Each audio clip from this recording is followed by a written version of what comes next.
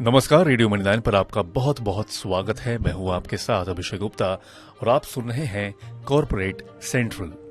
Israel संकट से क्यों टूटा अदानी पोर्ट्स का शेयर?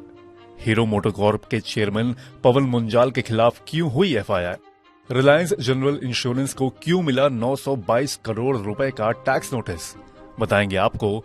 और इसके अलावा भी होंगी कॉर्पोरेट जगत से जुड़ी कई और बड़ी खबरें। तो चलिए शुरू करते हैं कॉर्पोरेट सेंट्रल।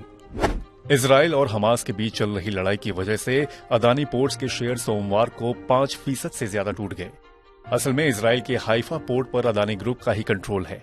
इसी साल अदानी पोर्ट्स ने हाइफा पोर्ट को करीब 1.18 अरब डॉलर में खरीदा है। दोपहर तक बीएसई में अदानी पोर्ट्स का शेयर करीब 5.5% टूटकर 784.80 रुपए पर पहुंच गया। कारोबार के अंत में यह 4.89% टूटकर 789.90 रुपए पर बंद हुआ।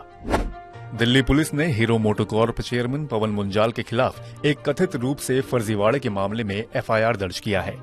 इस खबर के आते ही सोमवार को हीरो मोटोकॉर्प के शेयर करीब 4% टूटकर 2,925 रुपए के निचले स्तर तक पहुंच गए। यह मामला साल 2010 से पहले का है और हीरो के एक सर्विस प्रोवाइडर ब्रेन्स लॉजिस्टिक्स ने यह मामला दर्ज किया है। देश की सबसे बड़ी car company Maruti Suzuki Bharat में तेजी से अपना विस्तार करने जा रही है। कंपनी ने 2021 तक 50,000 करोड़ रुपए खर्च करने का लक्ष्य रखा है, जिसमें 45,000 करोड़ रुपए खर्च क्षमता को मौजूदा स्तर से दोगुना करने पर किया जाएगा। 2031 तक मारुति अपनी सालाना उत्पादन क्षमता को 40 लाख गाड़ियों तक करना चाहती है। अनिल अंबानी समूह की रिलायंस जनरल इंश्योरेंस कंपनी को directorate general of GST intelligence यानी कि डीजीजी से 922 करोड़ 58 लाख रुपए का टैक्स नोटिस मिला है। री इंश्योरेंस और को इंश्योरेंस सेवाओं से हुई आय के आधार पर यह नोटिस भेजा गया है। दिवालिया एयरलाइन जेट एयरवेज ने सुप्रीम कोर्ट को बताया कि उन्होंने जैलन कैरलो कंसोर्टियम के एक निवेशक फ्लोरियन फ्रिट्ज की फ्रॉड के मामले में चल रही जांच पर सवाल किया है। फ्लोरियन फ्रिट्ज के खिलाफ यूरोप में ऐसी जांच चल रही है। लेंडर्स ने कंसोर्टियम से इस मामले में एफिडेविट देने को कहा है।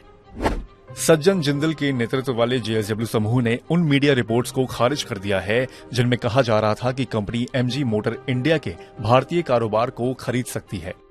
चीनी company MG motor India Bharat में एमजी ब्रांड की कारें बेचती है। जेएसडब्ल्यू ने कहा कि अगर ऐसा कुछ होगा तो वह अपने शेयरधारकों को इसकी जानकारी जरूर देगी। संकटग्रस्त एयरलाइन गोफर्स्ट का मामला मई 2023 में इंसॉल्वेंसी फाइलिंग के बाद तीसरी बार फिर एक नई बेंच को सौंपा गया है। पहले इसे एनसीएलटी के chairman justice retired Ramalingam Sudhakar की पीठ में, फिर टेक्निकल मेंबर राहुल प्रसाद भटनागर की बेंच में और अब जुडिशियल मेंबर महेंद्र खंडेवाल और टेक्निकल मेंबर संजीव रंजन की बेंच को सौंपा गया है। ओयो की parent company Oravel stays private limited अब 66 करोड़ डॉलर के लोन की भरपाई के लिए अपोलो ग्लोबल मैनेजमेंट इंकॉर्पोरेशन से बातचीत कर रही है। एक रिपोर्ट के अनुसार आईपीओ लाने में देरी के बाद अब कंपनी कर्ज में कटौती के लिए ज्यादा समय चाह रही है। मीडिया रिपोर्ट्स के अनुसार मुंबई के स्विगी राइडर्स ने 8 अक्टूबर यानी कि रविवार से अनिश्चितकालीन हड़ताल शुरू की है।